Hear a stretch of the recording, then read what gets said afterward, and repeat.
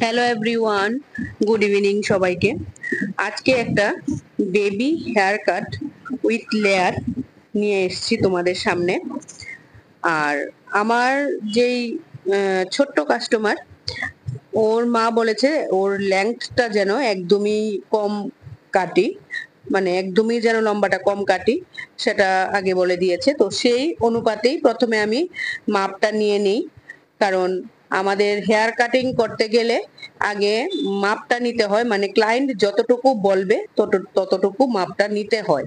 তো সব ক্ষেত্রে ক্লায়েন্ট যতটুকু বলে ততটুকু মাপ নেই না, অনেক সময় অনেকটা বাড়িয়ে রাখি। এটা হেয়ার কাটিং এর উপর নির্ভর করে, বা হেয়ারটা কারণ অনেক সময় ক্লায়েন্ট বোঝে না যে কতটা চুল ছোট করলে ভালো লাগবে বা কতটা চুল ছোট করবে, এটা অনেকেই বোঝে না। তো না বুঝেও অনেক ক্লায়েন্ট এসে অনেকটা ছোট করতে বলে, যেটা আমি আগে ওদের মতামত নেই, তারপর যখন দেখি যে ওর ফেসের সাথে কোন হেয়ার কাটটা মানাবে, তো সেইটা ভেবেই কিন্তু আমি হেয়ার কাটটা কাটি।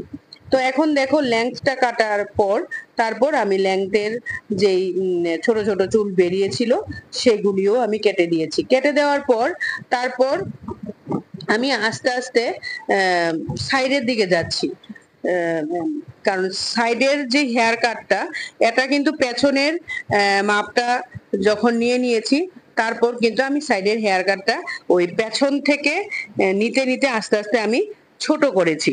মানে ওর মার একটাই ডিমান্ড ছিল যেন ফ্রন্টের যে হেয়ারটা ওটা যেন একটু লেয়ার টাইপের হয়, তো সেইটা বুঝেই আমি লেয়ারটা দিচ্ছি। যদিও ওর ছোট চুল, তো ছোট চুলে যতটুকু দেওয়া পসিবল হয় ততটুকুই লেয়ারটা দিচ্ছি।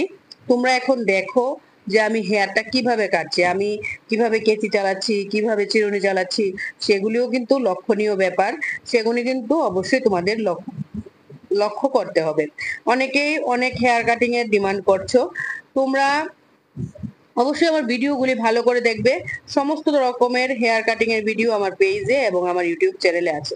এখন ওর ফ্রন্টের যেই মানে আইব্রোর উপরে যেই হেয়ারটা, ওটাকে একটু ছোট করতে বললো।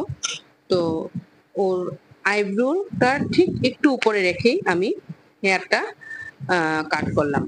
এখানে আমি একটু তারপর আমি ফ্রন্ট লেয়ারটাও দিচ্ছি, দেখো। আর যেসব বাচ্চাদের চুল একদমই বয় কাট কাটতে কাটতে একদমই ছোট হয়ে গেছে, ওদের চুলটা যদি তোমরা বড় করতে চাও, মানে বেবি কাটে পরিণত করতে চাও, তাহলে তোমাদের কিন্তু একটু 3 থেকে 4 মাস, এমনকি 5 মাসও সময় লাগতে পারে ওই চুলটাকে বেবি কাটিং কাটার উপযুক্ত করতে।